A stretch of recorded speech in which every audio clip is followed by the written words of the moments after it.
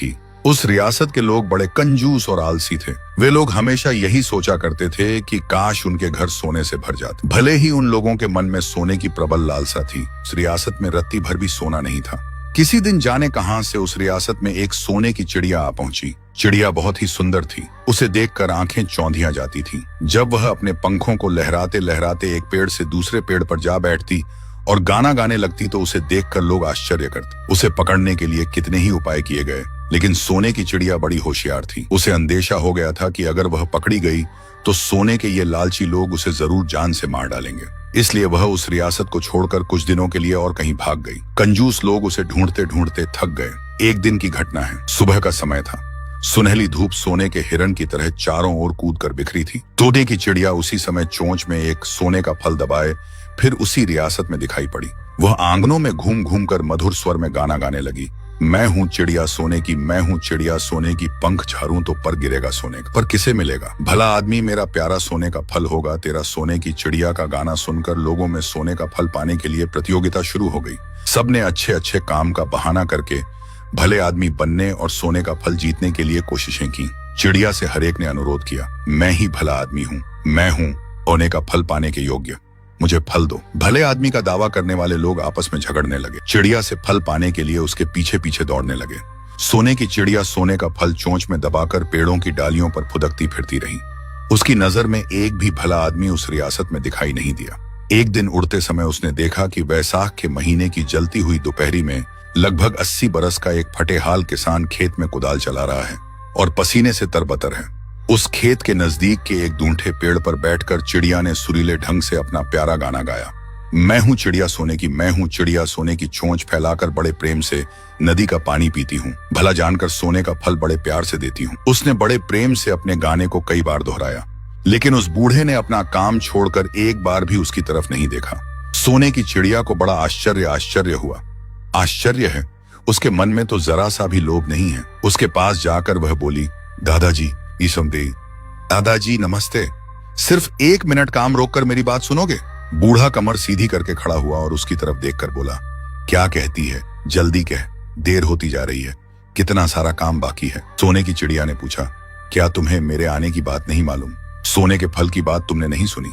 बूढ़ा अपने पोपले मुंह से मुस्कुराते हुए बोला, सब मालूम है, परंतु उस फल का लोभ मेरे मन में नहीं है। इसी खेत में मेहनत करके मैं हर साल सोने की फसल उगाता हूँ। मेरे बाल बच्चे उसे खाकर खुशी से दिन गुजार लेते हैं। इससे वह सोने का फल क्या ज्यादा कीमती है? बूढ़े की मीठी मीठी बातें सुनकर चिड़िया का मन खुश हो गया। फिर वह कुछ बोली नहीं। बूढ़े के सामने सोने का फल गिराकर वह न जाने कहां उड़ गई। बूढ़ा बड़ी दुविधा में फंस गया। सोचा, मुझे तो खाने पीने की कमी नहीं है, मैं जैसा हूं वैसा ही ठीक हूं। अमीर बनने की चाह मेरे मन में नहीं है। इस सोने के फल को बेचकर अमीर बन भी गया तो उससे ज्यादा खुशी की बात भला और क्या होगी? इस मुल्क में तो जाने कितने गरीब हैं। मैं अकेले अमीर बन भी गया तो क्या लाभ होगा? मिट्टी में गाड़ देना ही बेहतर होगा। पेड़ हो जाने पर बहुत फलेगा, फल पाकर मैं भी अमीर बनूंगा और मुल्क के और लोग भी। यही सोचकर बूढ़े ने एक बड़ा सा गड्ढा खोदकर सोने का उसमें फल गाड़ दिया। कुछ रोज बाद सोने का अंकुर निकला और धीरे धीरे एक पेड़ खड़ा हो गया। सोने के फल फूल पत्ते से वह पेड़ लद गया। उस मुल्क के लोग उससे फल तोड़कर ले जाने लगे और अपने अपने घरों में सोने के अंबार खड़े कर दिए। सभी ने बूढ़े की तारीफ की। उस मुल्क का नाम पड़ा सोने का मुल्क। लेकिन सोने के मुल्क में रहकर भी बूढ़े का मन खुश न था। वह हमेशा उदास रहता था। लोगों की सराहना को अनसुना करके वह दिन रात सिर्फ उस सोने की चिड़िया की याद किया करता था। उसी की वजह से सारा मुल्क अमीर बना है। यही सोचकर वह फूला नहीं समाता था। उसका दिल चाहता था कि यदि उस चिड़िया से भेंट हो जाती तो बड़ी श्रद्धा से उसकी पूजा करता, खाने को मीठे मीठे फल देता, अपने हाथ से कटोरे से दूध पिलाता। सचमुच एक दिन वह चिड़िया उस मुल्क में आ गई, मानो बूढ़े के मन की बात वह जान गई हो। यह देखकर उसे बेहद आश्चर्य हुआ कि अब को बार किसी ने उसकी ओर आंख उठाकर भी नहीं देखा। केवल वह बूढ़ा उसकी राह देख रहा था। उसने बूढ़े के पास जाकर लागन किया और पूछा, दादाजी सब कुशल मंगल तो है? बूढ़ा सोने की चिड़िया को देखते ही खुशी से नाच उठा, मानो उसे आसमान का चांद मिल गया हो। बड़े प्यार से अपने पास बिठाया और बोला, सब कुछ ठीक है, मेरे पड़ोसी मजे में हैं, सभी मिलजुल कर बड़े प्रेम से रह रहे हैं। उनकी खुशियां देखकर मैं भी खुश हूं, लेकिन एक बात ने मेरी नींद हराम कर दी है। मेरा मन बहुत दुखी है। चिड़िया बोली, कहो कहो क्या बात है, मुझे बताओगे नहीं? बूढ़े ने कहा, मैं तो बूढ़ा हो चला, मेहनत मजूरी करना अब संभव नहीं होता। यूं ही बैठे बैठे दूसरों की कमाई खाना मुझे अच्छा नहीं लगता। यह तो हराम का खाना है। सोने की चिड़िया मुस्कुराकर बोली, समझी, तुम अब मरना चाहते हो। ठीक है, अब मैं चली। इतना कहकर चिड़िया फुर्र हो गई। कुछ समय बाद एक फल चोंच में दबाए हुए आई। वह फल लाल रंग का था। बोली, लो, यह जहर का फल है, इसे खाने से तत्काल बड़े आराम से मरोगे, मरने में कोई तकलीफ नहीं होगी। यह कहकर चिड़िया ने बूढ़े के हाथ पर फल रख दिया और फुर्र हो गई। अब बूढ़ा खूब खुश था। बड़े अनुग्रह के साथ उसने वह फल खाया, पर यह कुछ समय बाद उसने अनुभव किया कि मरने के बजाय उसका शरीर बदलता जा रहा है। वह 20-22 साल का एक जवान बन गया है। उसकी बाहों में दुगनी ताकत आ गई है। सोने की चिड़िया ने जहर के फल के बदले अमृत का फल खिलाकर उसे ठग दिया है। बूढ़ा जवान बन गया। यह खबर सारे मुल्क में तत्काल फैल गई। उसे देखने के लिए दिन रात भीड़ लगी रही। बूढ़े के जवान रूप को देखकर लोगों की आंखें खुल गईं। सभी ने अनुमान लगाया कि चिड़िया ने बूढ़े को क्यों सोने का फल खिलाकर जवान बनाया है। उसी राज्य में एक राजा था, जिसके एक बेटी थी। राजा अपनी एकलौती पुत्री से बहुत प्रेम करता था और उसको घूमने का बहुत शौक था। जब एक दिन वह महल में टहल रही थी, तो उसने दासियों के मुंह से सोने की चिड़िया का जिक्र सुना, और यह भी कि वह चिड़िया बहुत ही चमत्कारी है। यह सुनकर राजकुमारी से रहा नहीं गया। वह तुरंत राजा के पास गई और उनसे आज्ञा लेकर सोने की चिड़िया की तलाश में चल पड़ी।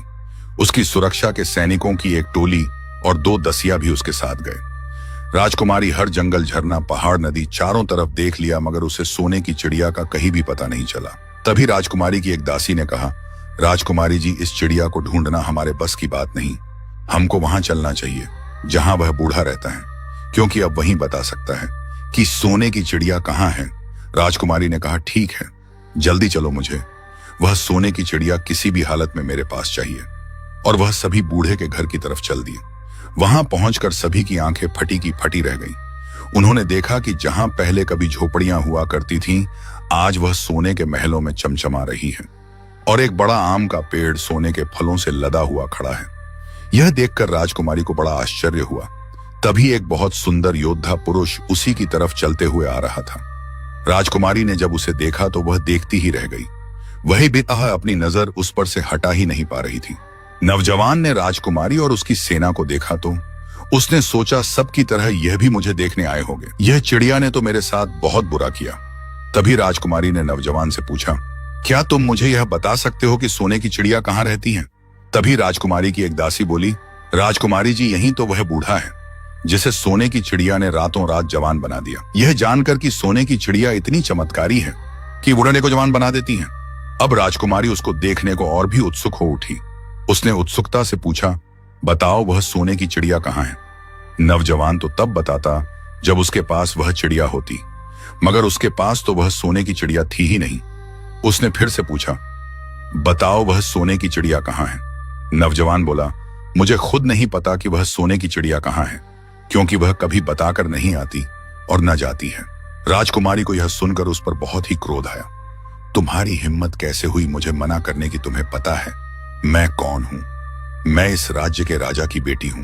क्षमा करे राजकुमारी जी, पर मुझे सचमुच में नहीं पता कि वह सोने की चिड़िया कहाँ गई।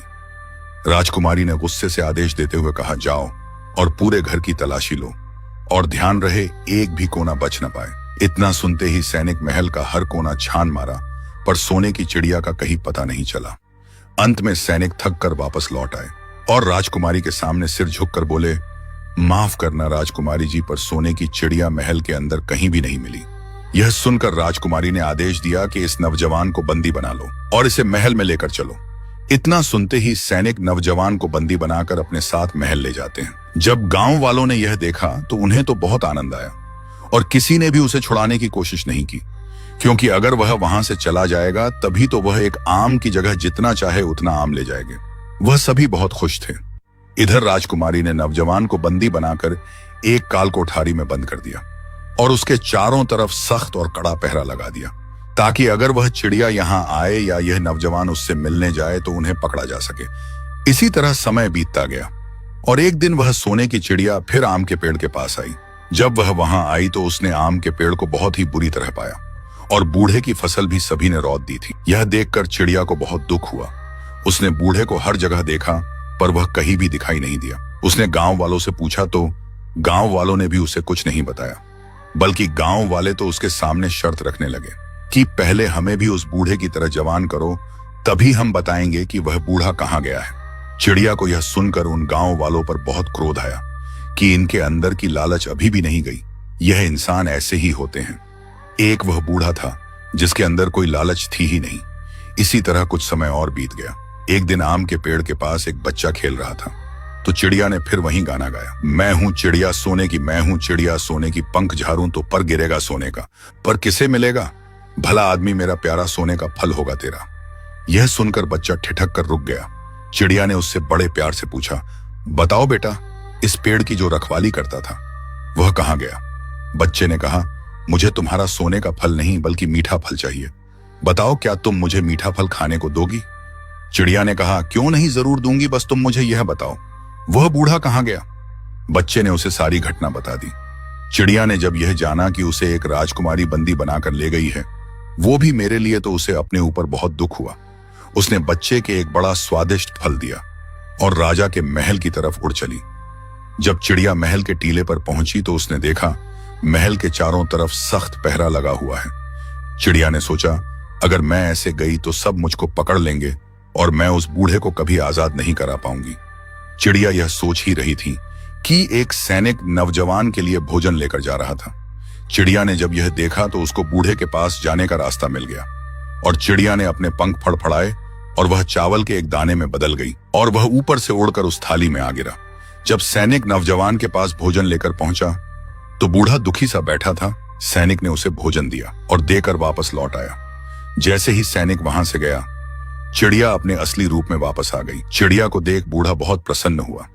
उसने झट से उसे अपने हाथ में उठा लिया, पर चिड़िया ने कहा उसके पास समय नहीं है, उसे जल्द से जल्द यहां से जाना होगा। लेकिन नौजवान बोला, नहीं, हम ऐसे बिल्कुल भी नहीं जाएंगे, क्योंकि ऐसे कायर भागते हैं। हमने कोई चोरी या कोई पाप नहीं किया है, तो फिर हम ऐसे क्यों जाए? राजकुमारी को लगता है कि मैंने तुम्हें छुपाया है, इसीलिए उन्होंने मुझे बंदी बनाया है। लेकिन राजकुमारी को जब यह पता चलेगा कि मैंने तुम्हें नहीं छुपाया तो वह मुझे खुद ही यहां से आजाद कर देंगी। नौजवान की बात सुनकर चिड़िया को भी लगा कि वह सही कह रहा है। चिड़िया उड़ते हुए रानी के कक्ष में पहुंची जहां राजकुमारी अपना श्रृंगार कर रही थी। पर जैसे ही राजकुमारी की नजर उस सोने की अद्भुत चिड़िया पर पड़ी तो वह मारे खुशी से उछल पड़ी। राजकुमारी ने बड़े प्यार से उस चिड़िया को अपने हाथ में उठाया और उसे प्यार से पुचकारने लगी। आज से पहले इतनी सुंदर चिड़िया राजकुमारी ने कहीं नहीं देखी थी। वह उसे घंटों निहारती रही। फिर उसने अपने दासियों को आवाज दी और कहा, जल्दी जाओ और मेरा जड़ढ़ाऊ सोने का पिंजरा लेकर आओ।